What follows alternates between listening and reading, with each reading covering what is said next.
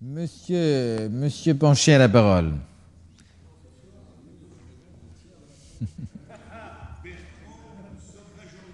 Oui, c'est vrai, Jean-Louis. Monsieur Pancher a la parole et lui seul. Voilà, Monsieur le Président, Monsieur le Ministre, Monsieur le Président rapporteur, chers collègues avec un S, le projet de loi prolongeant le mandat des membres du Conseil économique, social et environnemental est en fait un arbre, un petit arbre qui cache une grande forêt. En effet, ce texte ne prévoit de repousser que de quelques mois la composition et le fonctionnement du nouveau Conseil économique, social et environnemental. Ce n'est pas en soi un grand événement. Mais pourtant, ce projet discuté aujourd'hui se justifie car le gouvernement, en concertation étroite avec l'ensemble des partenaires concernés, va nous proposer prochainement un texte modifiant en profondeur le fonctionnement de nos rapports avec la société civile française. Un pan entier de notre action publique, de nos prochaines réformes dans le domaine du développement durable seront soumis à une concertation exemplaire. La Convention d'Aarhus sera enfin appliquée dans notre pays. Nous ne pourrons plus dire, au moins dans ce domaine, que la France est la seule démocratie au monde à se réformer trop souvent sans concertation systématique avec les acteurs et le public concernés.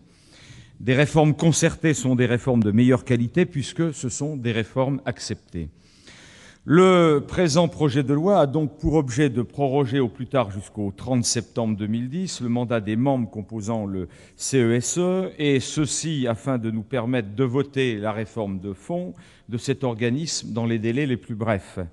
Dans cette perspective, je souhaite tout d'abord rappeler que la révision constitutionnelle de juillet 2008 a prévu une profonde évolution du Conseil économique, social et environnemental qui disposera dorénavant de compétences accrues, l'obligation de consulter le CESE pour les lois programmes en matière environnementale aux côtés de celles économiques et sociales, l'option ouverte au Parlement de le consulter pour les autres lois, la possibilité de saisir le CESE par voie de pétition citoyenne.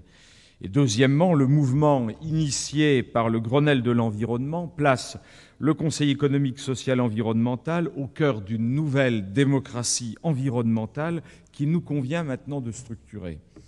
Les parties prenantes du Grenelle ont très vite saisi l'intérêt de structurer la concertation entre différents acteurs qui, jusqu'à présent, s'ignoraient. Ils se sont découverts, ont eu très vite envie de continuer à travailler conjointement afin d'être associés aux décisions. Ils ont privilégié le cadre d'un Conseil économique, social et environnemental ouvert à d'autres membres de la société civile organisée et profondément rénové dans son fonctionnement. Le gouvernement, sur la base d'une mission que j'ai effectuée l'an passé à la demande de M. le Premier ministre François Fillon et de M. le ministre d'État Jean-Louis Borloo, et sur la base d'un autre rapport demandé à Jean-Dominique Chertier, a décidé de mener à bien cette rénovation du CESE. Et je tiens à remercier notre Président de la République qui a compris l'intérêt de cette profonde réforme. Cette réforme nécessitait d'abord d'aborder la question qui n'est pas mince de la représentativité de la société civile, celle de l'évolution de la composition du CESE, celle des règles de représentativité des nouveaux acteurs et enfin celle du rôle que pourrait jouer dorénavant ce Conseil économique, social et environnemental rénové. Le gouvernement, je l'ai rappelé il y a quelques instants, travaille activement sur l'ensemble de ces sujets, Monsieur le ministre, qui ne peuvent pas être résolus dans des délais trop brefs. On ne peut pas, en effet, s'engager dans une grande réforme renforçant la concertation et en même temps faire fi des avis et des recommandations des acteurs. C'est le cas notamment lorsque l'on traite de la problématique de la composition du CESE.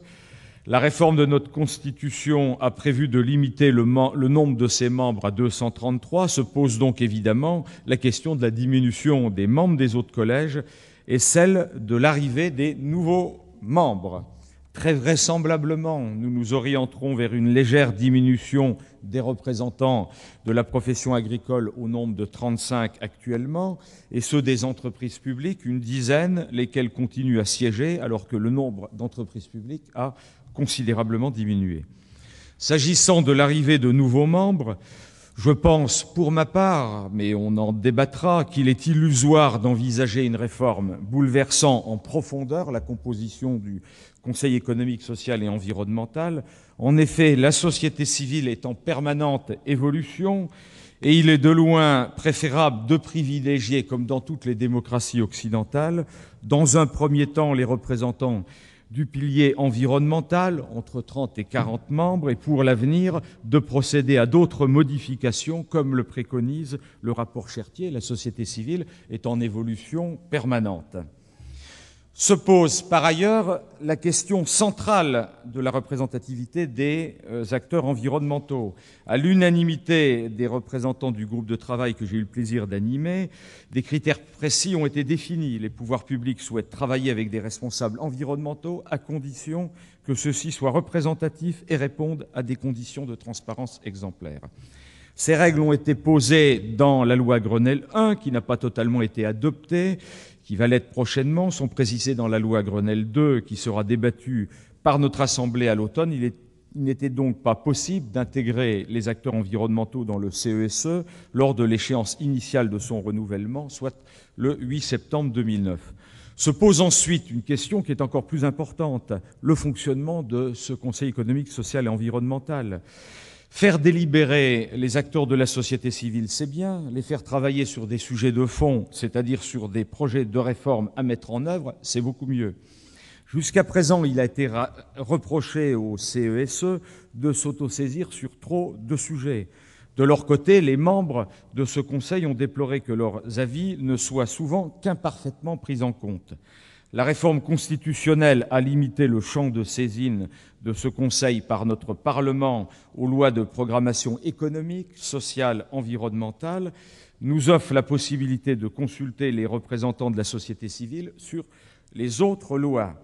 Est-il possible d'étendre ce champ de saisine obligatoire à d'autres domaines ? Comment s'assurer de la qualité de la restitution des propositions du CESE à notre Assemblée ? C'est une question fondamentale. Comment enfin matérialiser les réponses que nous apportons à ces recommandations ? Les membres de la société civile nous disent c'est bien, on est prêt à travailler ensemble aux côtés évidemment des pouvoirs publics, mais rendez-nous compte de nos avis. La future loi organique doit répondre à ces questions, soit directement ou indirectement, en envisageant peut-être la mise en place d'une convention de fonctionnement entre le CESE et le Parlement. C'est le cas du Parlement européen. Enfin, la réforme du CESE nécessite de régler la question de sa saisine par les citoyens dans le cadre des pétitions prévues par notre Constitution.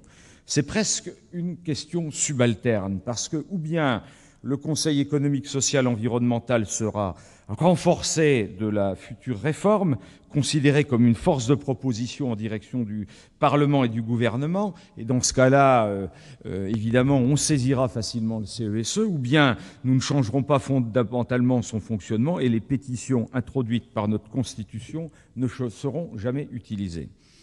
Aussi, l'ensemble de ces questions justifie le fait qu'il convenait de se donner du temps pour travailler sur cette grande loi organique. C'est la raison pour laquelle, sans état d'âme, je propose évidemment de voter ce premier projet de loi lié à la réforme du CESE. J'ajoute que le président de la République et le gouvernement nous ont donné des assurances, et monsieur le ministre vient de nous en parler, sur leur mobilisation concernant le deuxième texte qui devrait suivre très rapidement. Le projet de loi organique qui prolonge le mandat des membres du Conseil économique, social et environnemental est bien un arbre qui cache une vaste forêt, celle d'une nouvelle gouvernance environnementale qui va s'articuler avec une grande réforme du Conseil économique, social et environnemental. Bien entendu, la question essentielle de la participation du public à nos processus de décision sera également réglée puisque, d'une part, le fonctionnement de la Commission nationale du débat public sera traité à travers l'extension de sa saisine, au moins par le Parlement, dans le cadre de la loi Grenelle II. Et d'autre part, nous nous apprêtons, à travers la loi Grenelle II, à modifier en profondeur l'organisation de nos 17 000 enquêtes publiques, lesquelles vont être beaucoup plus participatives. Après avoir attendu plusieurs années la matérialisation de la Convention d'Aarhus, nous allons enfin pouvoir associer les acteurs et les populations concernées à nos décisions. Je vous remercie. Merci.